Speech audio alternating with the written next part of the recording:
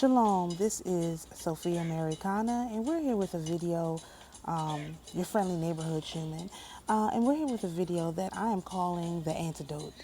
I have mentioned many times that I believe that there is a mind virus going around, and I have actually said the virus is the mind, and instead of focusing on the negative side of that, I've been trying to figure out how do we rectify that, how do we correct that, and I have some ideas and some suggestions, and this is going to be kind of like my introduction into my written work, which I believe I'm going to create like a Substack and have like a subscription thing where people can contribute and get monthly doses of the antidote sent to them so that they can actually do something about this mind virus, because many people have it. People don't even know they have it. And when I try to explain to people, hey, you've got this thing like in your mind that's just not quite right, most of them don't like that I'm even addressing it. So I have just decided I need to come up with a system for people to deal with this mind virus, because it is not going to go away without work. It takes work for people to deal with this stuff. Now, me personally, I had a different kind of an issue because I don't have I don't carry a lot of baggage, and as an earth sign, that is kind of like one of the best things about me. Like, when I feel the tide changing, I can change with the tide. A lot of people, they can't feel the tide changing, they can't change with the tide. It just turns into a problem. So let me give you all an example of what needs to be antidoted. What's one of the issues? Now, this was a tweet, so this is from Twitter. I didn't save this because I wanted to discuss it. So, as you can see here, it says the image here is called "The Head of Christ," and it's by Warner Sallman from the 1940s. One publisher estimated that over 500 million copies of it were made.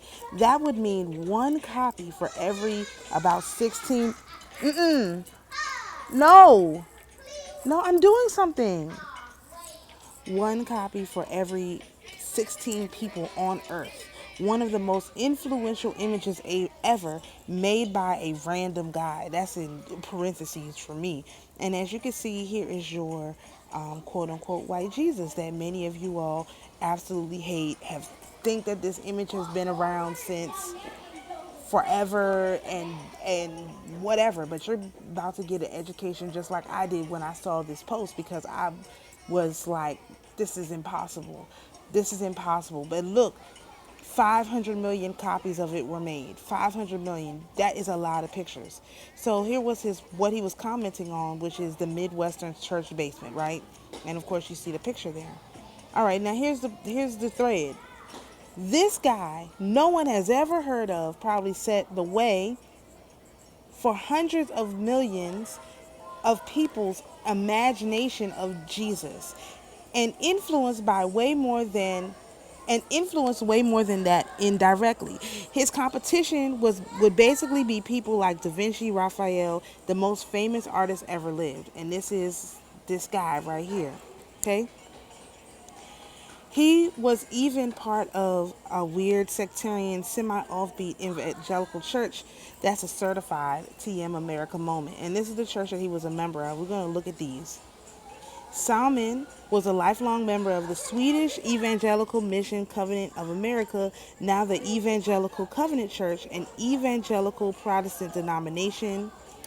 The ECC is a radical pietistic denomination of evangelical Christianity. And we've heard the term piety. It just refers to people who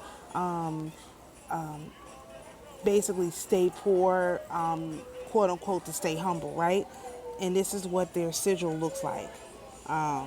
So I wanted to put that out there into the ley line. And then this guy had a good comment that it looks like it's similar to the icons. So as you can see, this man made this portrait of Jesus, he tried to emulate the icon, so we know where he got his thing from. Let me see. Everybody has one of these, right? Okay. All right. So let's just talk about this main image for a minute. This image that most of people view as white Jesus, right? This did not come from hundreds of years ago. This was from the 1940s. And it was propagandized through America, specifically in America, to make Americans believe that this is what this individual looked like. Now, as I have been mentioning over and over again, that this guy is not the real guy. Everyone knows that. But so many people give this guy their attention that they have turned him into a real entity deity. And it's a uniquely American entity deity. Okay, this is not like somebody else's entity deity. This is straight up American, okay? And so I say that to say, if you harbor feelings of this, you think that this goes back generations and generations. It doesn't. Your grandparents were probably the first generation to see this photo. This is not 100 generations. This is not 8 generations. This is maybe 2 generations of people. And this current generation has never seen this picture. I have never seen this picture before. Actually, at my church, we didn't have this picture. My grandma didn't have this picture. Nobody I knew had this picture. I've never seen it before. I seen it on this guy's page. Or maybe on Good Times. And that was it. But a lot of you all are familiar with this. This was a picture that came along in the 1940s. This is not an old picture. And this is what I mean by the mind is the virus. Because you have individuals telling you, oh, this white Jesus, he came from Cesar Borgia, it's hundreds of years old, the Catholic Church has been passing it around. No such thing. Not that it's not true. I'm not saying that it's not true, but what I'm saying is the actual location you guys are getting this memory from is something that only existed since the 40s. This image is not hundreds of years old. This image is from the 40s. And the guy was a part of a radical group, and I'm sure if I dug into it, I could tell you a lot more. But I decided that it wasn't necessary to make the point of, if you believe that this photo is hundreds of years old, and you never did no investigation of it of yourself to figure out where this image came from, so you could have your own understanding before you judge quote unquote white Jesus. Now you have just found out that this picture is not even 100 years old. And some guy in the Midwest painted it specifically to propagandize Americans. Can you update your operating system with that new information? Are you capable of understanding how different the actual real story about this image is from what you have been told, either online, other people, whatever? Are you capable of updating your system and saying, oh, well, this white Jesus maybe not be the problem. He's less than 100 years old. This is not even the original. This is not even close. It's just inspired by the icons. Which everything is inspired by the icons, honestly. Every imagery is inspired by the icons. So I'm not understanding why nobody has done this research. I particularly have been saying, maybe don't judge these images so hard. You don't know where they really came from. And I have heard the whole thing about Caesarea and all of that, and I totally get all of that. But that has nothing to do with this image, actually. This is straight American propaganda, religious American propaganda. Now, you may be wondering, why is there so much religious propaganda? What is that about? Okay, before I get into that, let's go over here. Now, I had someone mention to me, or not just someone, many people online, they're always talking about how the Matrix is bad and this and that and so on and so forth. Now, I never seen the Matrix movie, so I can't add the commentary for the Matrix movies that would make this make sense. But I am a researcher and a philosopher, so I'm gonna give you the research and the philosophy point.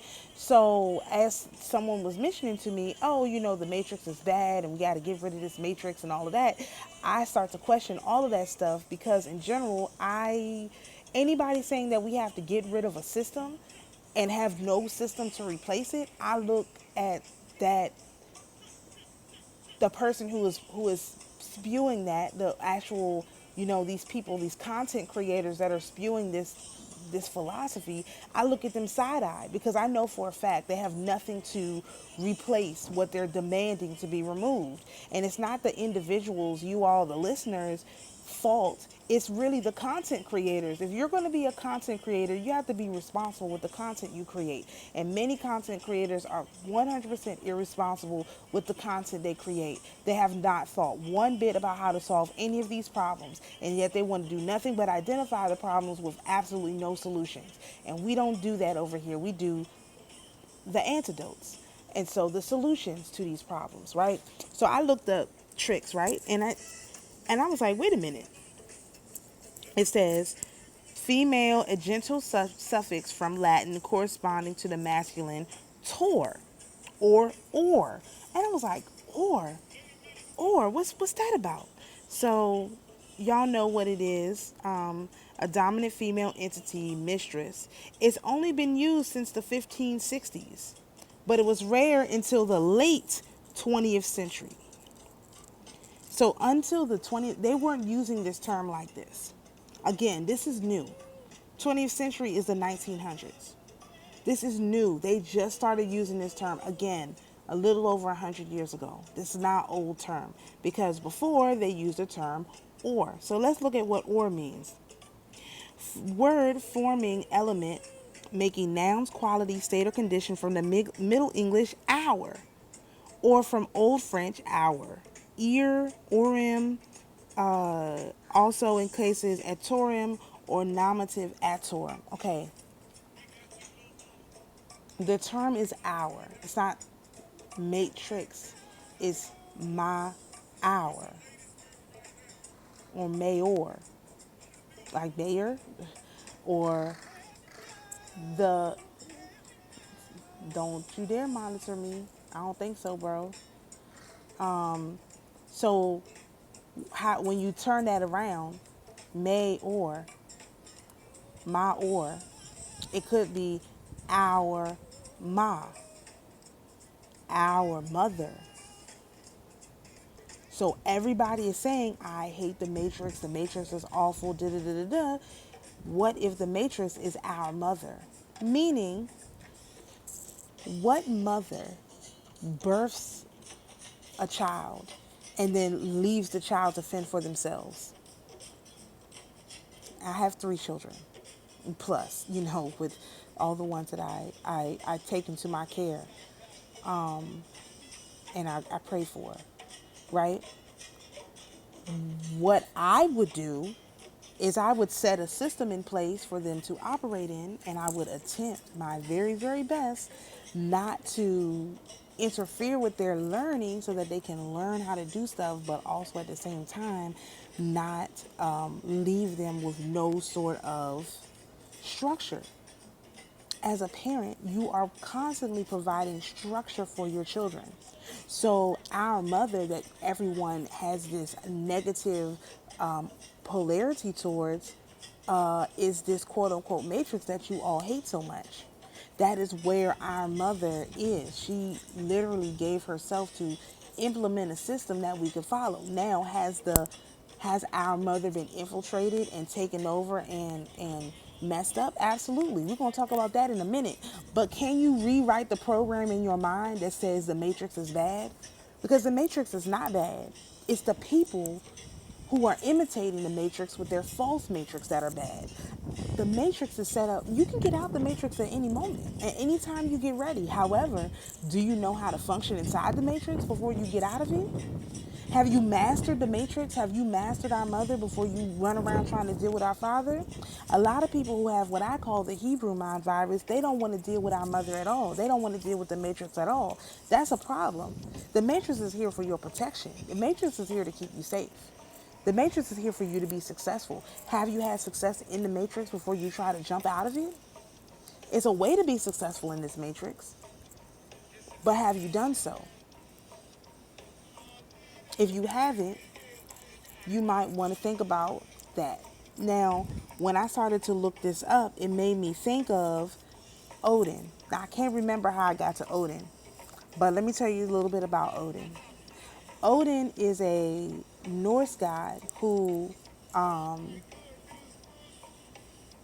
actually wanted to get knowledge, wanted to gain knowledge, and so he went to a particular well. And so I was wondering, well, you know, who was the god of this well? What happened with this whole well thing? So this is what I found out, and I'm not going to read this whole thing, but I'm going to read some of it. Mimir, again, Mimir, like the Matrix, right? Is exceptionally wise being and counselor of the gods. From minding my business, from the surviving sources for information on Norse mythology, it is impossible to tell whether he was considered to be an Aesir god or a giant. So they don't know whether this guy was a god or a giant, right? It's like hard to tell. So Mimir's home seems to be a well called Miss Mimi's Brunner, which is probably identical to the well of Erd. Odin famously sacrificed an eye to Mimir in exchange for a drink from Mimir's well.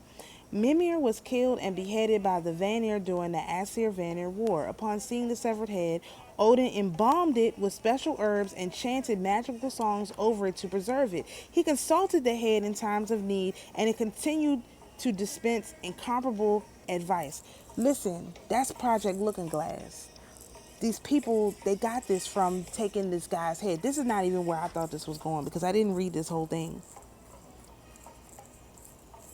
Listen, as sparse as our present day knowledge of Mimir is, these roles seem to suggest that the Vikings thought of him as the being who helped the gods retain the wisdom, ancestral tradition, which served as an invaluable guide for their actions. So basically, they use this deity, this entity, to fortune tell for them. Now, again, as I have mentioned many times, their ability to do this kind of fortune telling is gone. They have nobody guiding them.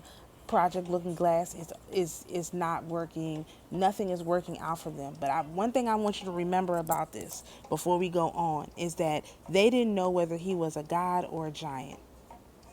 Mimir. Okay? All right. The rememberer, right? Okay, let's go over to this guy. All right, so as we were doing some research, we were trying to figure out where is this structure coming from that we're dealing with right now. And the way this came up was, you know that the negatively polarized Leviathan is done. We took care of him last year when we freed all of the saints from the Vatican or whatever. Okay, so the negatively polarized Leviathan is gone. One of the sisters kept saying to me, "The Leviathan is back. The Leviathan is back." And I'm like, "What do you mean the Leviathan is back?" And so they have this weird anomaly in the sea. They're talking about how it's heating up and all of this stuff, and you know these animals, whales and sharks and stuff are beaching themselves and whatnot. Okay, so let's pause, go back a little bit.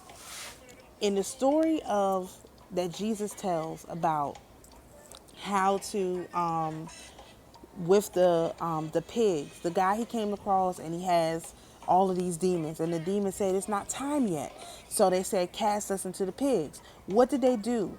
What did Jesus do? He cast the demons from the pigs, from the man, the legion, into the pigs, and the pigs drowned themselves. Now you have the reverse happening. Our brother has come back, and now he's casting the wickedness, the evil out of the sea. And so what are those animals doing? They're beaching themselves. So you have a reverse, an inverse thing going on. So if you have this bad relationship with quote unquote white Jesus or Jesus in general, and you don't understand that we're seeing exactly like as above, so below, as below, so above, you're missing out on like a whole level of understanding that you can't get back. Like I can't make you understand it if you don't like accept that certain things are the way that they are. So again, you need the antidote. In the case of Jesus dealing with those demons, the antidote was to cast the demons out of the person into the pigs. And then the pigs took themselves out. For Odin, he had to pluck his eye out in order to get the wisdom, be able to drink from the well. Now you're having the wickedness being cast out of the sea, right, out of the waters, out of the dark waters, into the light, so that they're unable to hide in the darkness like they have been. You're seeing like what's going on. You're seeing an exact, like there's no way to break that up. So that is to say, there is a philosophy that is going around that is causing a lot of things to happen that a lot of people are holding on to that they don't even know that they have. And this philosophy is basically that a lot of people, now mind you, in general, I'm a philosopher, okay? I always say that. I'm a philosopher. Now, I do accept religion because I believe religion is a part of philosophy and it has a place, just like John Locke, as I'm finding out. However, a lot of people, when I first brought up philosophy, y'all, buck back. You say, we don't need a philosophy. We have, this religion, this heritage, this whatever. We don't need a philosophy. So since so many people have rejected building their own philosophy, you don't even know that the false matrix, the fake matrix, has been able to give you a philosophy. And you guys believe what this guy believes, hook, line, and sinker. I don't agree with him. And I could recognize immediately that I didn't agree with him. We're not going to go into the comparison because I feel like y'all need to just sit with this before we go into the antidote philosophy. I'm telling y'all there's an antidote, but until you recognize that you are buying someone else's philosophy, hook, line, and sinker, without even questioning where this stuff comes from or why it comes from, there's nothing, your mind can't be, the antidote won't work. You have to really sit with this information, look into this guy, and think about it for yourself in a way that you have conducted yourself for your whole entire time on this earth. Again, I don't have a lot of this stuff because when they tried to sell this stuff to me, number one, I had already done a lot of research. I started doing like African American history research when I was very young. I was doing Frederick Douglass oratorical competition. So when people tried to sell me stuff, I knew it didn't align with the information that I already had. And so I just rejected it and I moved on. But a lot of people, because y'all didn't like school, you never learned about your heritage, you didn't have people telling you, hey, you're native to this land, you're from here X amount of 9 amount of whatever generations and all of this, you just kind of adopted this as an adult. And what you're doing is you're putting the new knowledge directly on top of this old knowledge, this old way of thinking. And our mother is not going to accept that. You're going to be rejected if you do that, because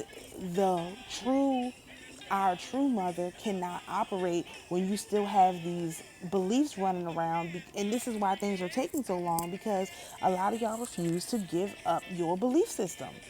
Even though you know it's wrong, you give up parts of it. You refuse to investigate and come up with your own belief system from top to bottom, which includes politics, which includes religion. These things are not separate. These things are together. We are not individuals who do not represent both religion and politics. We represent both sides. And a lot of you are rejecting religion outright, all religion, not looking for the truth that you can find in all of it or whatever. And you're rejecting politics straight out and saying, I don't want to do nothing with politics, don't have nothing to do with me. And it's 100% incorrect. So let me tell you about this guy. His name is Thomas Hobbes. Let's read this. a little bit of it, and I'm going to show y'all some things with him. You're not even going to believe this. So Thomas Hobbes' moral and political philosophy is constructed around the basic premise of social and political order, explaining how humans should live in peace under a sovereign power so as to avoid conflict with the state of nature. Hobbes' moral philosophy and political philosophy are intertwined. His moral thought is based around ideas of human nature which determine the interactions that make up his political philosophy. Hobbes' moral philosophy therefore provides justification for and informs the theories of sovereignty and the state of nature that underpin his political philosophy. In utilizing methods of deductive reasoning and motion science, Hobbes examines human emotion, reason, and knowledge to construct his ideas of human nature moral philosophy. This methodology critically influences his politics, determining the interactions of conflict in the state of nature, which necessitate the creation of a politically authoritative state to ensure the maintenance of peace and cooperation. This method is used to develop in such works as The Elements of Law, which is from 1640, Deceive, literally the name of the book is Deceive, and Leviathan and Behemoth. These words, Deceive, Leviathan, and Behemoth, they come from him. Well, basically, I believe they come from him. And so if you're looking for, like, I'm trying to figure out, who is this entity that rules all of these politicians in DC and whatever, it's this guy. It's his philosophy that is running DC. 100% influenced by Azazel. I can tie it back to the demons. We're just not going to get into all of that. Let's talk about the first book they mentioned here, which is called Deceive. It's literally Deceive. Deceive. And what does deceive mean? On the citizen. So wait, deceive is citizen? So if you're a sovereign citizen, then you are literally deceiving. You're literally deception. You're sovereign to deception. That's what it means. You're sovereign to deception. Why would you want to be sovereign to deception? So that should be the end of that sovereign citizen thing. In general, we'll talk about his whole sovereign thing. Okay? The title of this book, the long title, is Philosophical Rudiments Concerning Government and Society. So let's see what part of this I'm going to read. Oh, it doesn't have a lot here. We're going to look at his other book real quick. Let's look at the Leviathan. I just wanted y'all to see. Literally. Okay, so this phrase, which some of y'all may have heard, maybe not, it's called the war of all against all. This phrase is like a foundational phrase in philosophy. Like philosophers talk about this. And this picture right here on the page is the cover of Deceive, okay? And you can see it's a war in heaven and then a war on earth. That's basically what it is describing. And so when people say the war of all against all, he's talking about specifically the time of Noah. Now, how can I tie this into Noah? A sister and I have been asking, let me talk for me. I've been asking, well, what's the point of religion? A lot of people, you guys hate religion. Every time I bring up religion, I get, I can hear y'all comments. Why she keep talking about religion? Da, da, da. What is the point of religion? I can hear y'all comments. And so I had asked, well, what was the point of religion? Why was religion necessary? Because we know that everything the Most High creates has a purpose. I mean, y'all don't believe that actually, but I do. Everything that is created has a purpose. So what was the purpose of religion? And when I was at church, I was sitting beside some individuals who happened to be discussing this, and I had unbelievable. And what one of the gentlemen said was, now he wasn't talking to me because I didn't ask him. They were having a conversation and I overheard it. What was said was that at the time of Noah, right, religion had to be introduced because there was not one righteous person on the planet. And so they introduced religion as a way of giving a structure for people to have access to righteousness. Because without the introduction of religion, there could never, God promised he wasn't going to flood the land again. So he had to have a way for these people not to engage in wickedness. Because before Noah, there was no religion. And after Noah, that's where the religion came in. That is what Noah was given on the ark. He was given religion. Okay? So that's the purpose of religion. It's so that you can learn righteousness. Now, again, there's lots of different religions, and I'm not saying you have to pick one or the other, but just understand that religion does have a value. And a lot of people, especially Hebrew Israelites, do not believe that. They don't believe that religion has a value, except Hebrew religion, but it's only if you do it in righteousness and in wickedness. So what did they do? Like they always do. What does Satan always do? He imitates the righteous part of it and ruins it. And that's exactly what they did with religion.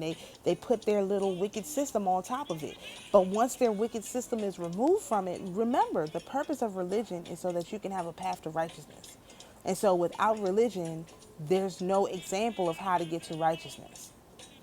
So, but this term, the war of all against all, is a very, very well-known term in philosophy. I didn't even know where it came from. I don't use the term. I don't like using terms I don't know where they come from, so I never use it in describing different things, but I have heard it discussed, especially when I was hanging out with all these philosophers. So let's look at Leviathan. Now remember, y'all know this right here is crazy. Leviathan is a term in the Bible, and if you look on, was it Timothy? No. What's the scripture where they talk about? Oh, it's Psalms 104. Let me open that up. It should still be open. Psalms 104. Let me read y'all about the Leviathan. What the Most High, what David says about the Leviathan. Okay. Let's start with verse 24. O Lord, how manifold are your works. In wisdom you have made them all. The earth is full of your possessions. This great and wide sea, in which are innumerable teeming things, living things both small and great. The ships sail about. There is that Leviathan, which you have made to play there. These all wait for you, that you may give them their food in due season.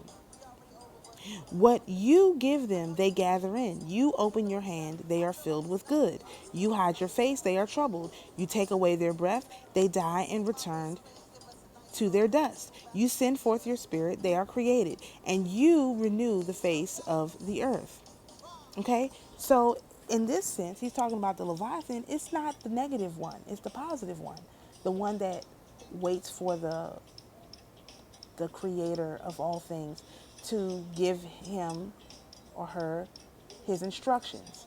So you have another Leviathan that is what Job talks about. We're not going to talk about that right now, but because it's in this article.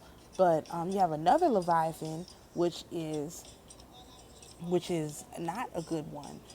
That does not wait for the Most High to give his orders, and that takes his orders from someone else, which would probably be Satan, right? Okay, so let's read about this.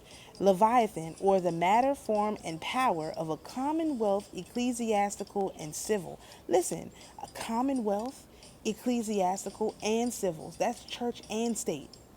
So y'all people keep trying to separate church and state. It is not separate. It is one thing. So if you don't participate in church and you don't participate in state, you have no voice.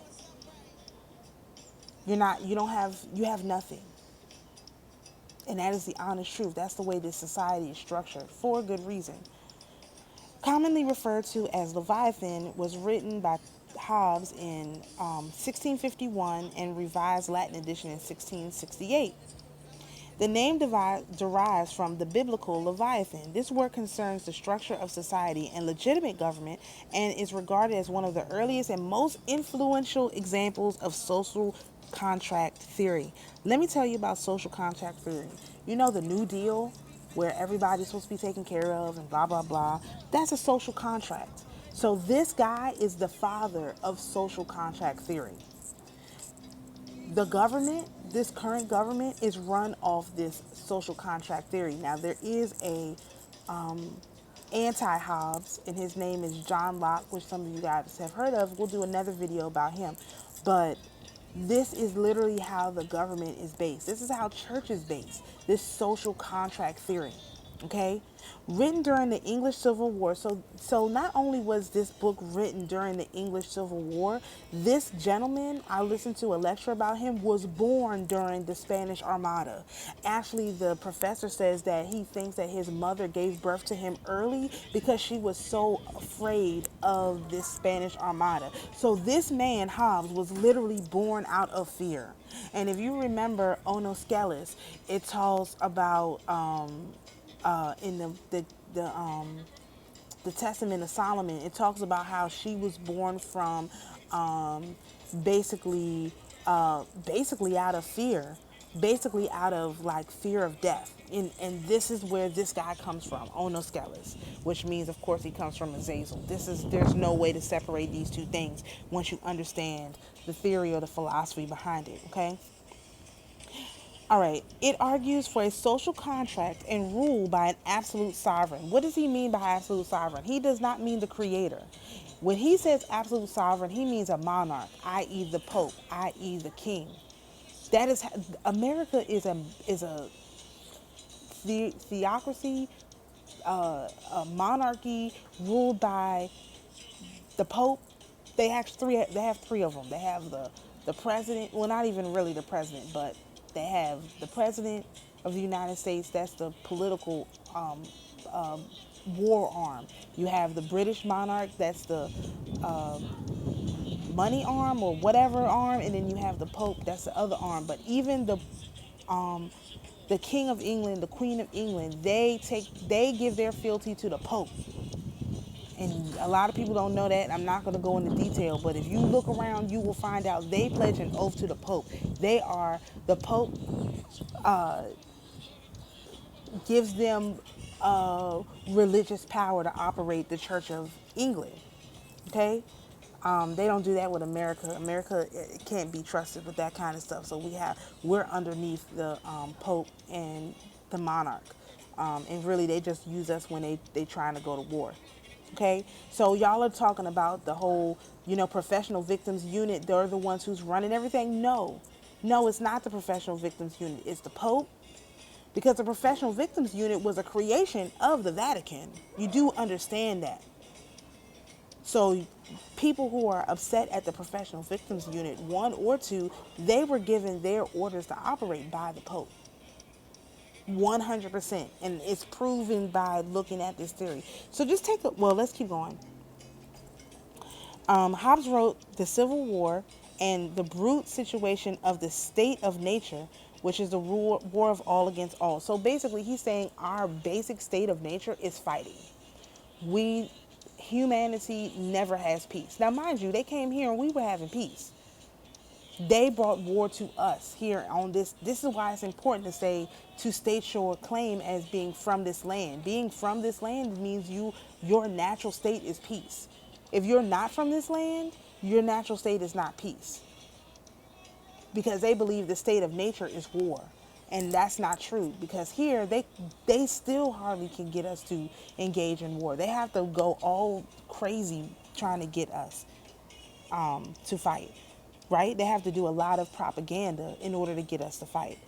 So the state of nature, which is the war of all against all, could be avoided only by a strong, undivided government. Oh no, that's not what we're trying to do. All right. The title of Hobbes' treatise alludes to the Leviathan mentioned in the book of Job, in contrast to the simply informative titles usually given to works of early modern political philosophy, such as John Locke's 2 treatises of government, or Hobbes' own earlier work, The Elements of Law. Hobbes selected a poetic propaganda name for his more provocative treatise, Lexicographers.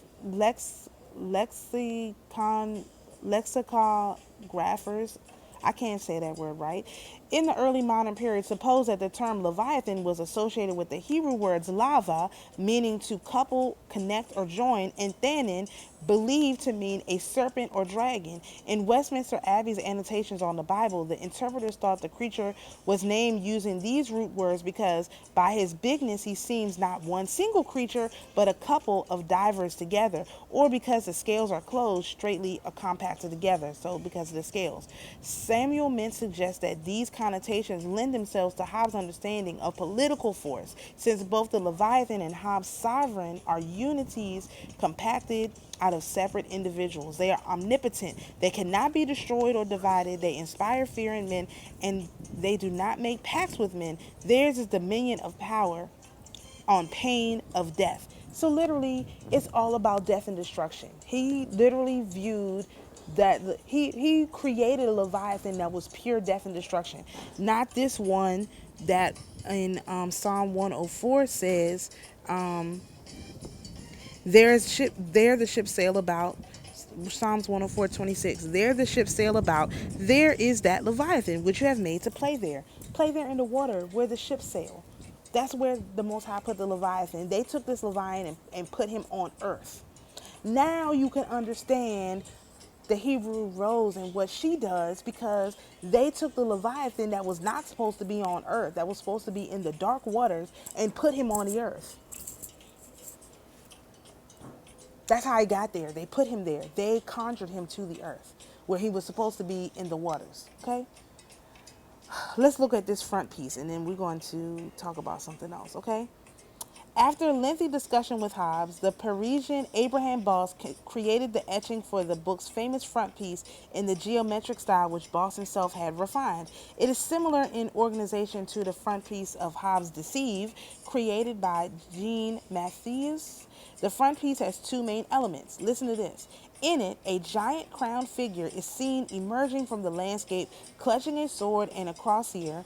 Beneath the quote, Book of Job, non es potestas super terram que competor y Job 41:24, I'm sorry. There is no power on earth to be compared to him. Job 41:24. Further, linking the figure to the monster of the book. Due to disagreements over the precise location of the chapters and verses, I'm going to skip all of that. The torso and arms of the figure are composed over 300 persons in the style of Giuseppe. All are facing away from the viewer, with just the giant's head having visible features. A manuscript of Leviathan for Charles II in 1651 has notable differences. Okay, let's look at this picture. Well, let's finish this. The lower portion is a tritep framed in a wooden border. The center form contains the title on an ornate curtain. The two sides reflect the sword and the crosier of the main figure, earthly power on the left and the powers of the church on the right. Each side of the element reflects the equivalent power: castle to the church, crown to the meter, cannon to excommunication, weapons to logic, the battlefield to religious courts. The giant holds the symbols on both sides, reflecting the union of secular and spiritual on the sovereign. But the construction of the torso also makes the figure the slate. Okay, so this is the state. All right, now let me zoom in so y'all can see this, because I want y'all to understand what this is saying. Now, we just heard about the Mimir, right? So they have the head of Mimir, okay, which is the wisdom. That's where they get their wisdom from the heads that they use conjure up to speak to them. That's where they get their knowledge from, this magical head. And then they take the body of this thing is made of people. So all of those agents, the demonic nine, and they're all of these agents of the government. That is what makes up the body of this Leviathan. That's what makes up the scales of their Leviathan, is literally the people that they use to execute their power. And where do these people execute their power? They do it through the church and they do it through the state. They do it through both. A lot of people have in their minds that they only use one or the other. So, if I get away from the church, then I won't be under their control. If I get away from the state, I won't be under their control. It doesn't work like that. They work through both together as a union. They just appear to be separate, because on one side, like it says, you have they have the castle, the canons, the people, and on the other side you have the church, you have the pope, you have the church members. So it appears as if they're separate, right? But really they all work together in unison as a part of this Leviathan that they have created with this philosophy. So they literally use their philosophy to create this Leviathan. I want you to understand that. I have been talking about how you need your own personal philosophy, and I have to wrap this up, and we'll of course, there'll be another part. I have been talking about how you need your own personal philosophy that you come up for yourself, and that you don't accept what anybody says about anything until you have your own personal philosophy that you come up for yourself. Now, I will again talk about my philosophy. My philosophy is based off of many things. I've done a lot of research. And for me, I decided that I needed to be both affiliated with some type of religious organization and that I need to be affiliated with some kind of political organization. As many of y'all know or don't know, I do have a political prediction that I need, or what is that thing called? Prophecy that I am waiting until I have certain things in place before I actually stay out loud. So my political philosophy is, yet to be revealed, and is based on what something I was told in 2022 about how things need to happen. So that's on one side. On the other side, I have a religious philosophy which I share frequently on this channel. I have adopted Christos, i.e. Jesus Christ, in his Christ form, as the quote unquote leader of my religious philosophy. And as a leader of my religious philosophy, to me, the most pure expression of his desire for a church is in orthodoxy. So I took it upon myself to investigate the Orthodox Church and then join and become a quote unquote soldier in the Orthodox Army. That's my choice. There's lots of different religious philosophies and there's tons of political philosophies. But if you are just taking your religious philosophies from one place and one person and you have not investigated for yourself to come to your own conclusions, those type of things, our mother, quote unquote, the Matrix, is not going to continue to support. Because this is how we got into this problem. We put off the development of our philosophy onto these organizations. And because we let these other organizations dictate our philosophy, this is why we are where we are. This guy Hobbes, his whole thing is death and destruction. So if you are afraid that the things are going to collapse at all, like for any reason, and you're not actively working towards things not collapsing, you have taken Hobbes' philosophy. They have spoon-fed it to you and you have accepted it. If you believe that the church is going to be destroyed for any reason, you have also accepted Hobbes' philosophy, hook, line, and sinker. You've taken it. Because if you had a philosophy for yourself, you would see that, again,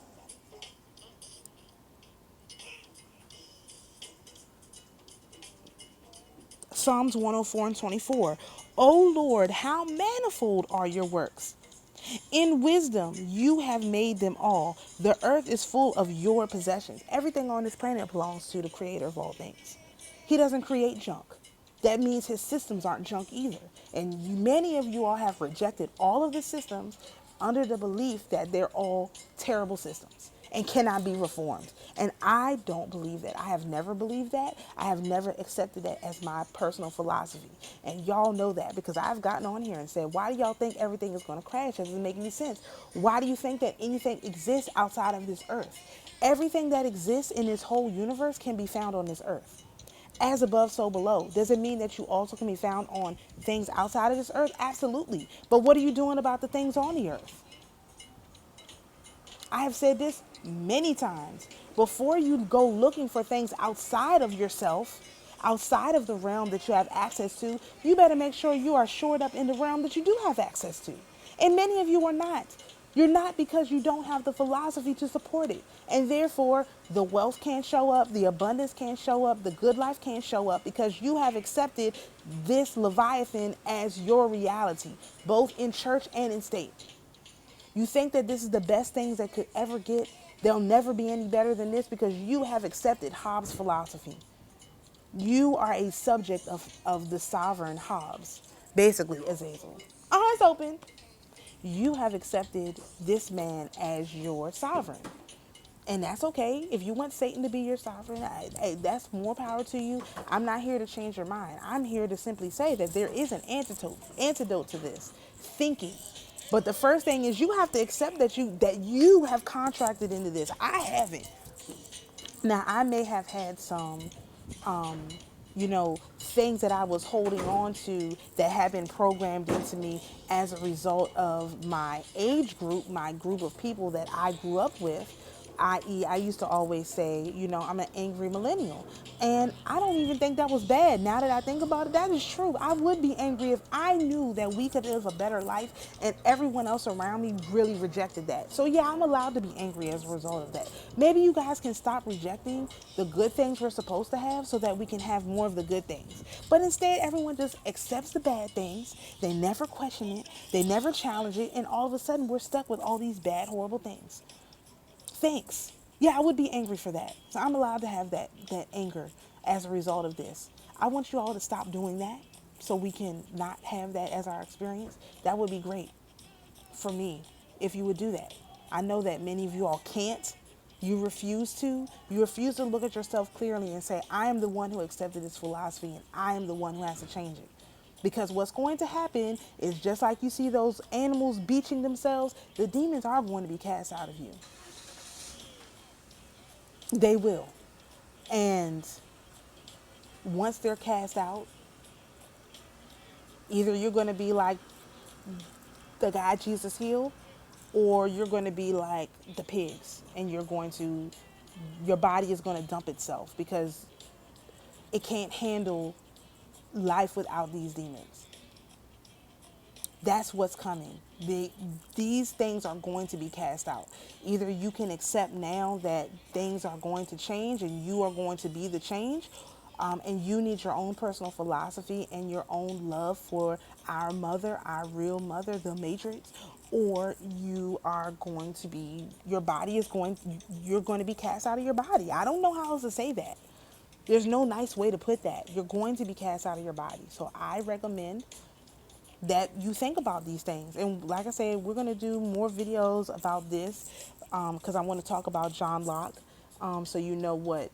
But in the meantime, you can look him up yourself and see what the difference is. There was a great YouTube video I looked at, Hobbes versus Locke. You can look it up and see if you can find it and start to get an understanding of the differences between these two thought processes.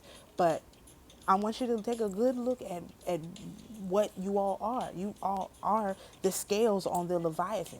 Each and every person who has not rejected this Leviathan is a scale on this Leviathan. All of you all are agents. Given the right amount of money, you would sell your brother or your sister out. The government comes and pushes you a little bit and says, ooh, I think so-and-so was doing something illegal. Yeah, they were. Don't take me to jail. Oh, I'm so afraid of filing taxes. I'm so afraid of doing this. I'm going to try this different paperwork. I'm afraid something's going to happen. Oh, no. I'm from Africa. Of course I'm from Africa. Oh, no, I'm Hebrew. Of course I'm Hebrew. Just taking everybody's philosophy, not reasoning it and rationing it for yourself and having your own understanding of who you are and whose you are and why you're here and what you're here to do. So that's all I'm going to say about this for right now. This is always one of these hard messages I have to deliver, but y'all got to get this together. This right here is ridiculous. What's going on? You need your own philosophy, and it's not something that you do in a day or two. In order to have your own philosophy, you have to listen to different philosophies. You have to go into different places and see the actual differences for yourself. You must. And even if you went to church previously, you have to go back to that church, see how they are, and then go to a different one and see the differences. It's going to take physical activity. This is not something you can do with YouTube. You have to go and experience it and get the vibe for yourself. This is not something that you can do just watching YouTube. I promise you. You have to go and do it for yourself. And if you won't, the demons are going to be cast out. This is unsustainable what's going on. And so I suggest you do it for yourself so it doesn't have to be done for you and you can properly prepare for what's coming next. because y'all are not prepared. I have the antidote. I'm willing to share it. There's no problem. But you need to take a really good look at yourself and make sure you got it under control. So, shalom, everyone. And of course, we'll see you in the next video.